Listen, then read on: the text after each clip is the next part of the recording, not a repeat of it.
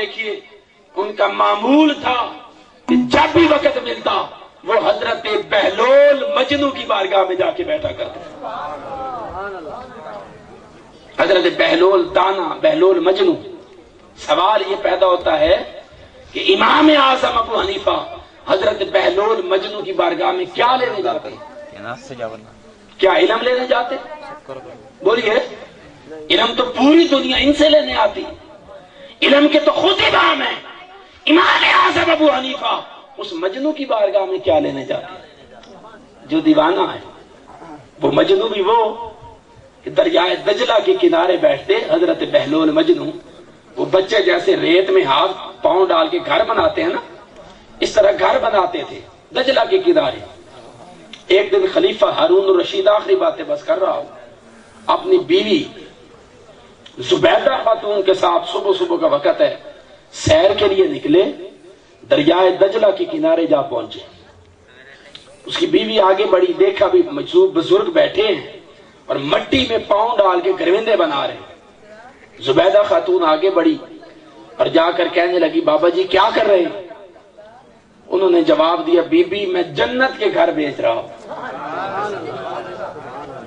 جنت کے گھر بیچ رہا ہوں. انہوں نے پوچھا، بابا جی بیچتے ہیں؟ انہوں نے کہا ہاں بیچتا ہوں. قیمت کیا ہے؟ فرمانے لگے اس کی قیمت فقط 10 درہم ہے. کتنی قیمت ہے؟ 10 درہم. زبیدہ خاتون نے 10 درہم نکال کر دیے. انہوں نے درہم پہ پکڑے اور دریا میں پھینک دیے. ایک گھر سے پاؤں نکالا اور اس کو گرا دیا اور فرمانے لگے، جا بی جنت میں تیرا گھر تعمیر ہو گیا. اب ہارون الرشید یہ بات دیکھ رہا تھا، اس نے تنقید کی. مولویانہ ذہن کا تھا، اسے کیا پتا صوفیانہ ذہن کیا ہوتا ہے جی. تنقید کی، کہتا ہے اس طرح جنت میں گھر تھوڑی بنتے ہیں، محنتیں کرنا پڑتی ہیں، راتوں کو جاگنا پڑتا ہے، اپنی جبینیں اللہ کی بارگاہ میں جھکانا پڑتی ہیں، اپنی پشت کو بستر سے جدا کرنا پڑتا. تجافا جنوبہم عن المضاجع، اپنے بچھونوں سے الگ ہونا پڑتا.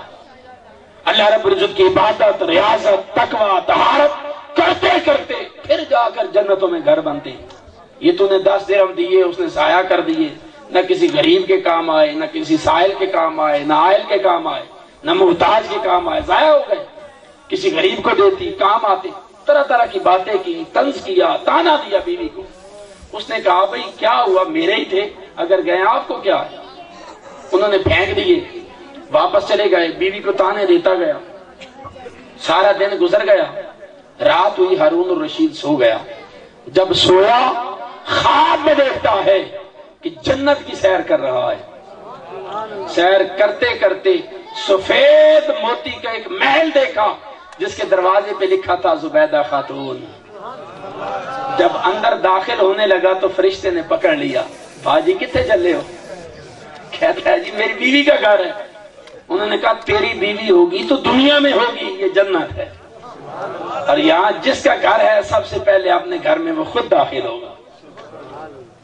ہارون الرشید نے جب یہ خواب دیکھا، عجیب کیفیت تھی، اٹھ کے بیٹھ گیا، ہڑبڑا کے اٹھ بیٹھا. ابھی یہ کیا؟ صبح کا انتظار کرتا رہا بے چینی سے، کبھی ادھر کروٹ کبھی ادھر کروٹ.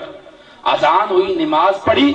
نماز پڑھتے ہی بیوی کو آ کے کہتا ہے جس درویش کے پاس کل گئے تھے وہ آج پھر جاتے. کل بیوی آگے تھی، آج ہارون الرشید خود آگے گیا. جا کر دیکھا کہ وہ مجذوب بزرگ بیٹھے ہیں، حضرت بہلول مجنو مٹی میں پاؤں ڈال کر کل کی طرح گھر بنا رہے ہیں. قریب جا کے پوچھتا ہے بابا جی کیا کر رہے ہیں؟ فرمانے لگا ابھی جنت کے گھر بنا رہا ہوں. بیچتے ہیں؟ فرمانے لگے ہاں بیچتا ہوں. قیمت کیا؟ فرماتے ہیں 10,000 دینار قیمت ہے. کہنے لگا اتنی مہنگائی؟ کل صرف 10 درہم کا اور آج 10,000 دینار کا. انہوں نے جواب دیا کل کا گاہک بن دیکھے لے گیا اور آج کا گاہک رات کو دیکھ کے آ رہا ہے. آج کا گاہک رات کو، یہ وہ بہلول مجنو جن کا سودا دیکھنے دکھانے والا ہے.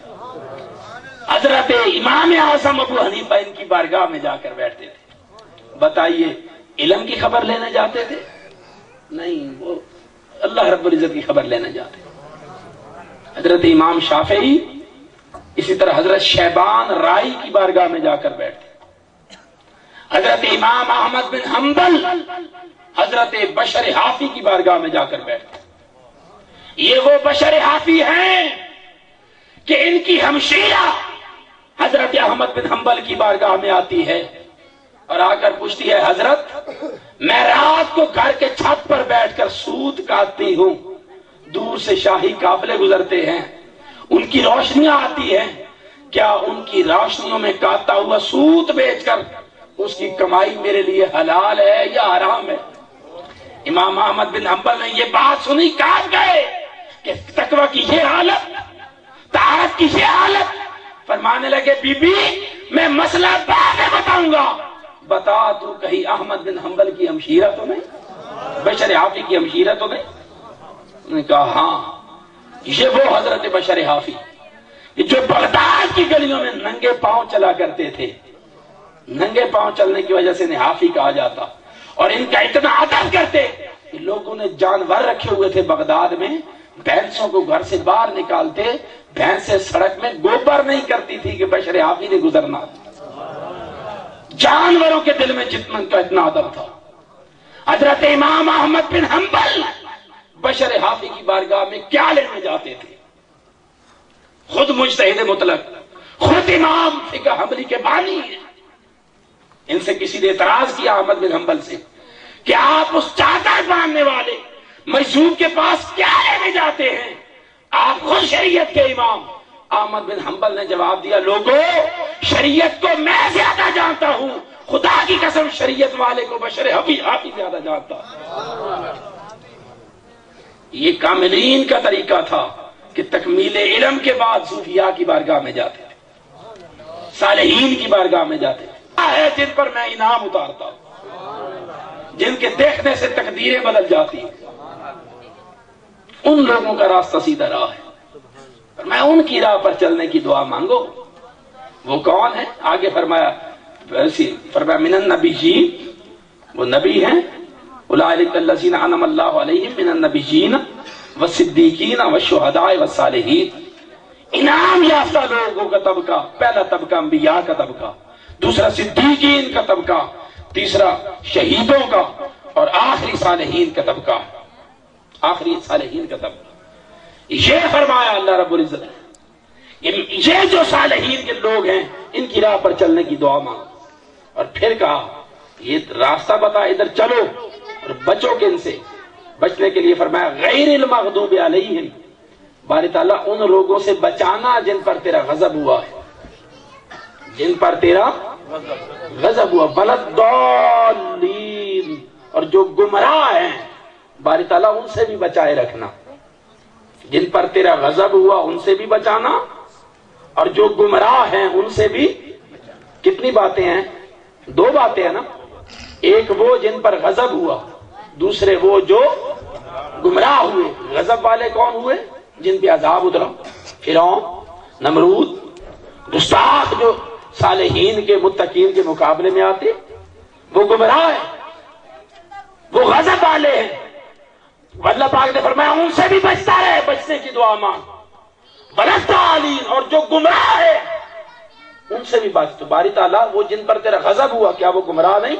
فرمایا بے شک وہ بھی گمراہ ہیں، مگر میرے نزدیک گمراہ وہ ہے جس کا ذکر سورہ کاف کی آیت نمبر 17 میں فرمایا۔